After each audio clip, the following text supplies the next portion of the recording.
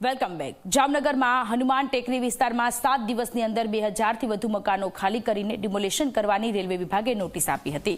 ત્યારે આ વિસ્તારના લોકો ભયમાં આવી ગયા હતા, જેથી આ વિસ્તારના સ્થાનિકોએ પોતાની રજૂઆત સાંસદ પૂનમબેન માડમને કરી, જે મુદ્દે સાંસદ યોગ્ય નિવારણની ખાતરી આપી હતી. ત્યારે કલેક્ટર, રેલવે વિભાગના અધિકારીઓ સાથે સાંસદે બેઠક કરી હતી, જેમાં કાયદા હેઠળ કાર્યવાહી કરવા માટે વિસ્તારથી ચર્ચા કરવામાં આવી હતી.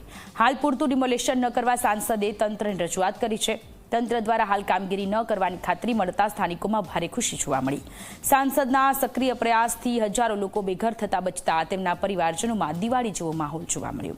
ત્યારે તે વિસ્તારના લોકોએ સાંસદ પૂનમબેન માડમના કાર્યાલયે પહોંચીને આભાર વ્યક્ત કર્યો હતો.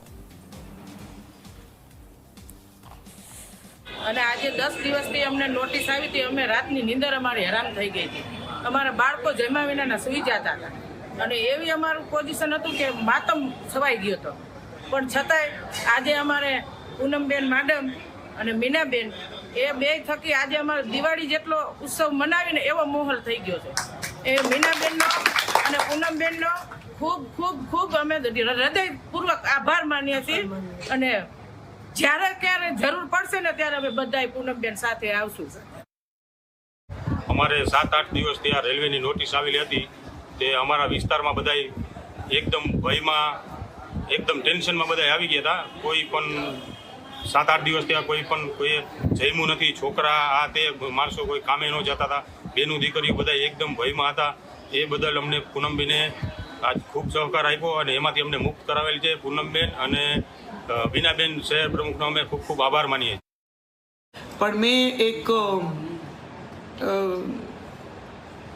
રેલવેને એક સ્ટેન્ડિંગ ઇન્સ્ટ્રક્શન્સ અને કલેક્ટરશ્રી અને કમિશનરશ્રીની ઉપસ્થિતિમાં આપ્યા છે કે આજે આ માત્ર 6 અને 2 નંબરની વાત છે, વોર્ડ નંબર, પણ આખી લોકસભા માટે આ વાત એપ્લિકેબલ છે.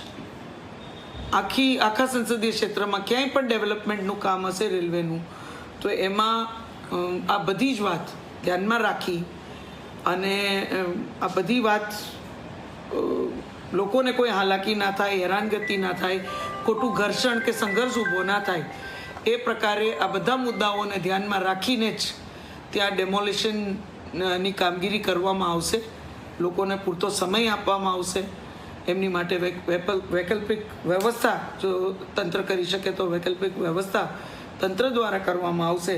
અને સુપ્રીમ કોર્ટનો જે આખો આદેશ છે, જે જજમેન્ટ, એમનું જે આખો ઓર્ડર છે, એનું પણ પૂરેપૂરું પાલન થાય એ પ્રકારે આજની બેઠકમાં બહુ ડિટેલ ચર્ચા થઈ.